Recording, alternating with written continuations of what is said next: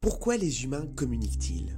Pourquoi sommes-nous irrésistiblement attirés par les anecdotes surprenantes, les faits insolites et les situations improbables que nous nous empressons de raconter à nos proches? En quoi cela nous différencie-t-il fondamentalement des machines et des intelligences artificielles actuelles incapables de reproduire cette fascination innée pour l'inattendu? Dans cet épisode, avec Jean-Louis Dessalles, expert en intelligence artificielle et en sciences du langage, nous plongeons au cœur de ce qui rend nos conversations si uniques. N'hésitez pas à vous abonner si la vidéo vous plaît et bon visionnage.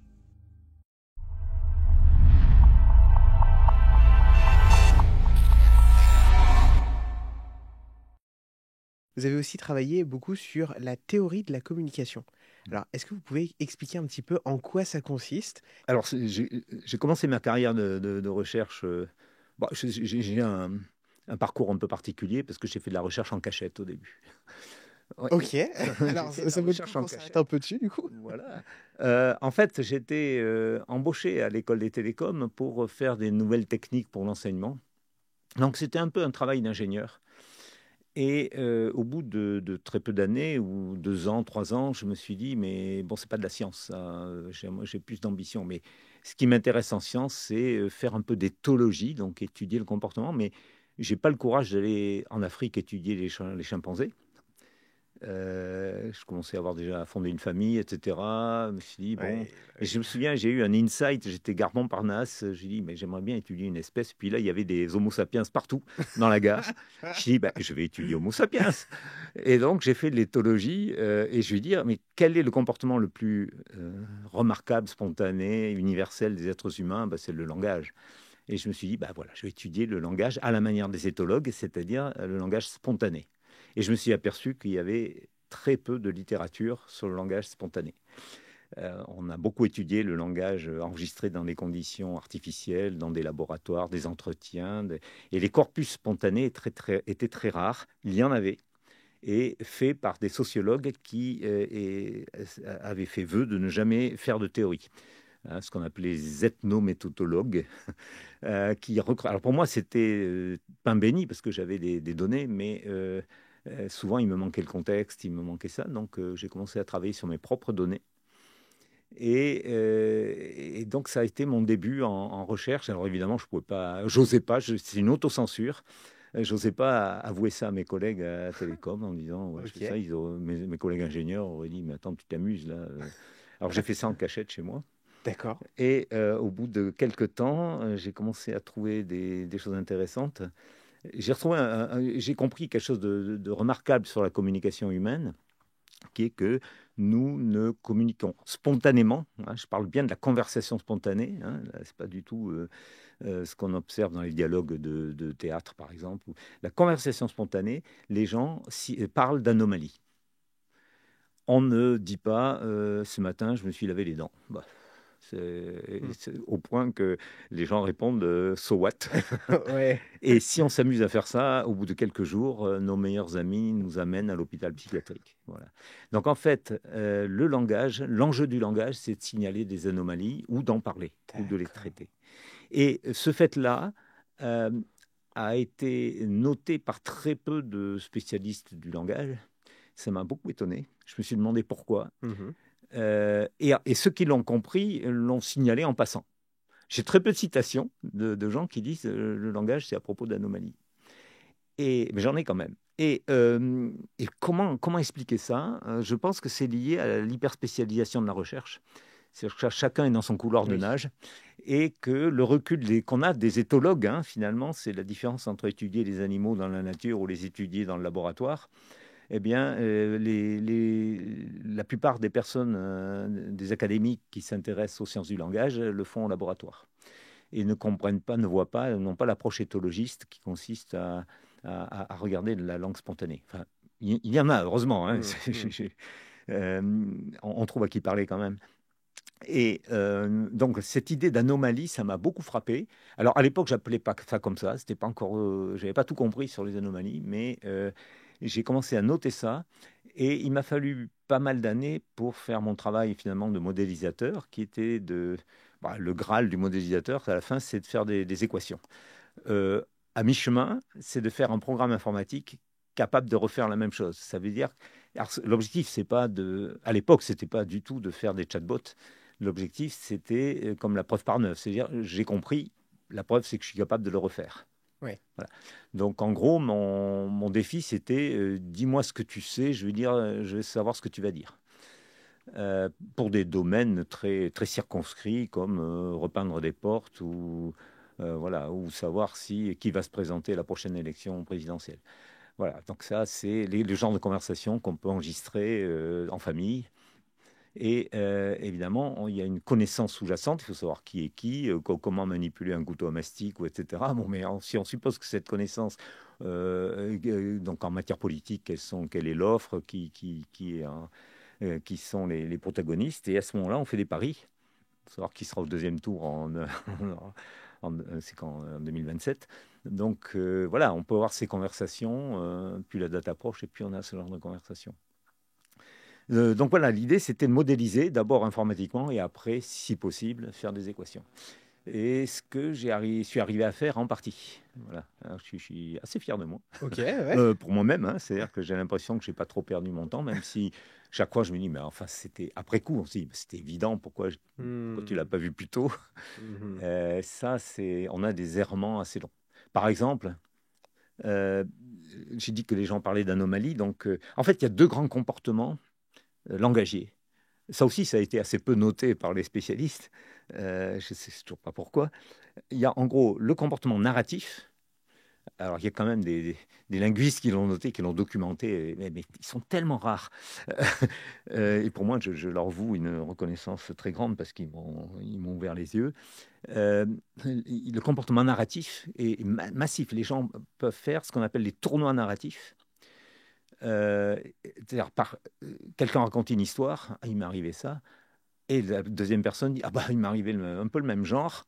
Alors, un exemple, c'est, j'avais un tournoi narratif qui dure près de 20 minutes sur des réparations qui ont l'air anodines et pour lesquelles la facture est extrêmement salée. Voilà. Et on a tous des histoires racontées comme ça, chez le garagiste, chez le vitrier ou le réparateur de télé ou de machine à laver. Et donc, si on met, et les gens ne peuvent pas s'empêcher de dire, bon, il m'est arrivé ça aussi, et on est parti pour des minutes. Alors, on n'est pas tous égaux devant ça. Moi, je ne suis pas un bon narrateur, mais j'ai des amis, j'ai une amie notamment, un repas égale une histoire. Donc Ok. voilà. Alors ça, c'est le premier comportement narratif. Et l'autre, c'est le comportement qu'on a en ce moment. On n'est pas en train de raconter, enfin je le fais un peu, je raconte quelques histoires, mais essentiellement le comportement argumentatif, ce qu'on appelle la discussion. Voilà. Et c'est tout. Le reste est absolument marginal. Le fait de dire bonjour, oui, bon, d'accord, ça c'est... Mais quantitativement, il y a deux gros comportements, c'est narration et argumentation. Et les deux sont sur des anomalies. C'est-à-dire, quand je raconte une histoire, il faut qu'il y ait une anomalie, que ce soit sur un événement qui a des bonnes propriétés. Et au début, j'ai fait une erreur. J'ai cru que la probabilité, enfin l'improbabilité, arrivait à expliquer cette idée d'anomalie narrative. Un événement serait racontable s'il est improbable. Et j'y tenais, et j'avais deux, trois exemples qui étaient des exceptions. Et puis je me souviens d'un jour terrible où j'ai eu ce qu'on appelle une sueur froide, mais c'est pas une expression. J'ai compris que ce que j'avais fait était très faux, que ce que je croyais être des exceptions, c'était plus de la moitié des cas. Et ce genre de truc, de situation où on se dit, bon, j'ai travaillé 2 ans, j'ai essayé de mettre ça en équation, et j'ai senti vraiment quelque chose descendre le long de ma colonne vertébrale en me disant, mais non, mais c'est à jeter tout ça. Ok. Et heureusement, en même temps, pour des raisons indépendantes, j'avais travaillé sur un autre concept, qui est le concept de complexité-simplicité. C'est un concept informatique, ça, un concept Ouais. d'informatique fondamentale. C'est ce qu'on appelle, c'est pas ce que vous croyez, c'est la notion de, c'est peut-être un gros mot sur ce micro, mais la notion de complexité de Kolmogorov. Alors c'est un gros mot, mais non, c'est pas un gros mot, c'est un des plus grands savants du XXe siècle, hein, Andrei Kolmogorov. Mais ça fait référence à quelque chose de très simple, c'est une notion de description minimale. C'est-à-dire vraiment, c'est comment on arrive à, à compacter une notion. Je vais vous donner un exemple, compacter une personne. La description d'une personne, on ne va pas compacter la personne elle-même. Si on est dans le contexte de la politique française, par exemple, la personne peut-être la plus simple à décrire, c'est peut-être Emmanuel Macron. Par exemple, si vous prenez Jean-Louis Dessalles, alors c'est pas moi, j'ai découvert que j'avais un homonyme qui fait de la politique dans un canton de la Dordogne. Ok. Et il est plus long à décrire, pour l'instant. Peut-être qu'il est promis un brillant avenir, mais pour l'instant, il est beaucoup plus complexe à décrire. Il me faut une description beaucoup plus, comme je viens de le faire. Il est dans un canton de la Dordogne, mais il y a beaucoup de cantons en Dordogne, et encore, c'est un des élus de ce canton, donc vous voyez, c'est pas simple. Et alors qu'Emmanuel Macron, c'est le plus simple. Oui. Il y a un moyen de quantifier ça.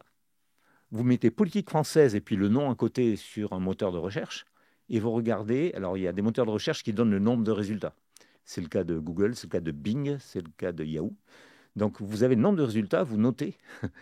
Et à partir de ce nombre de résultats, vous pouvez en déduire la simplicité de la personne. Vous pouvez la quantifier.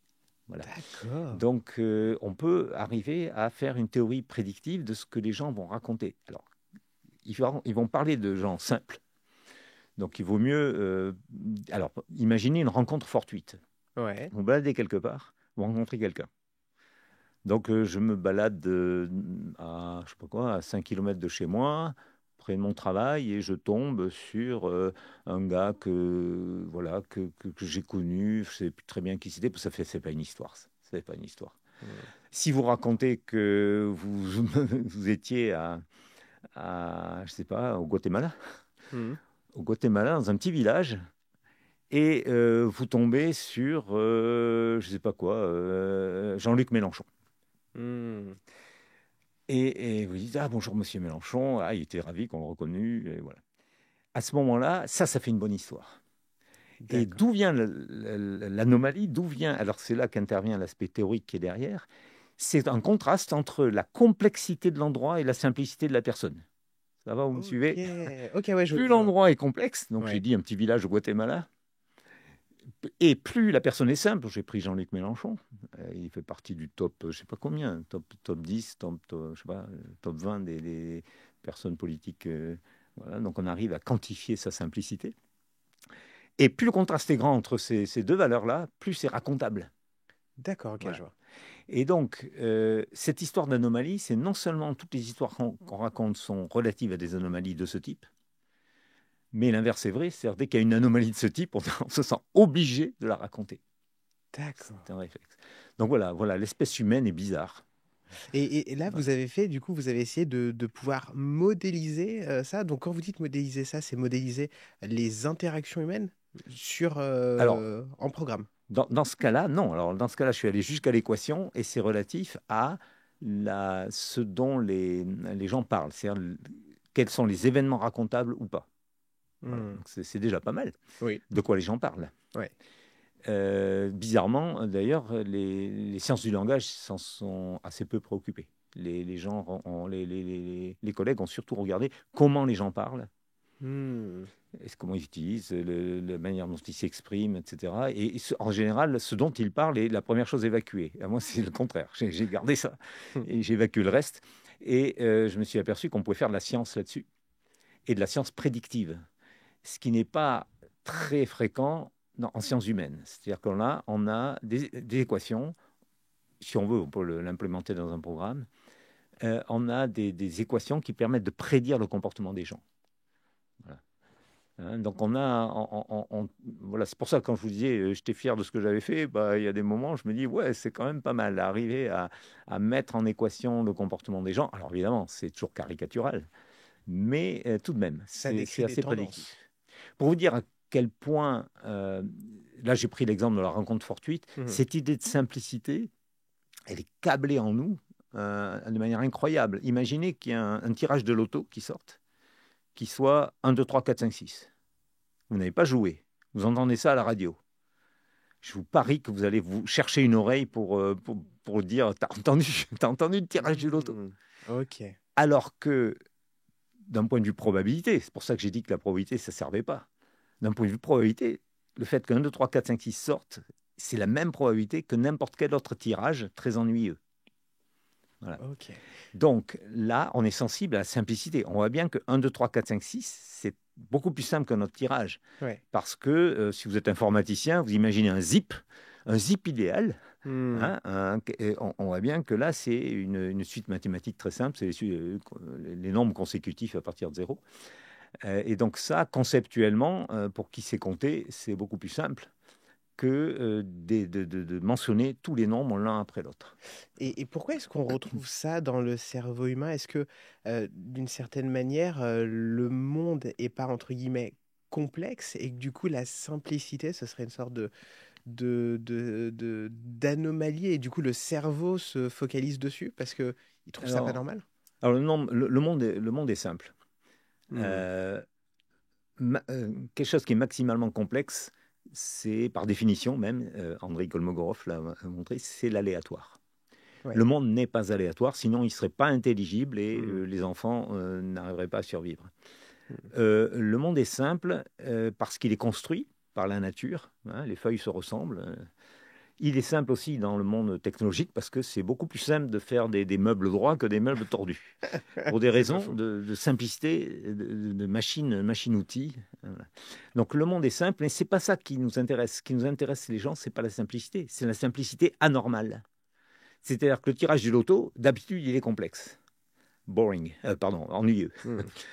Et le jour où 1, 2, 3, 4, 5, 6 sort, ou, alors, ça a l'air de ne pas être possible. En fait, quand la loterie sud-africaine, le 2 décembre d'il y a 3 ou 4 ans, a sorti des numéros consécutifs, donc 5, 6, 7, 8, 9 numéros complémentaires 10. J'ai reçu une bordée de courriels de mes anciens élèves qui tous ont eu le réflexe de me dire ah, voilà l'exemple, etc. Donc, dès qu'un tirage du loto est anormalement simple, hein, les gens en parlent. Et là, ils avaient eu le réflexe de m'envoyer un mail. Donc, c'est un acte de communication.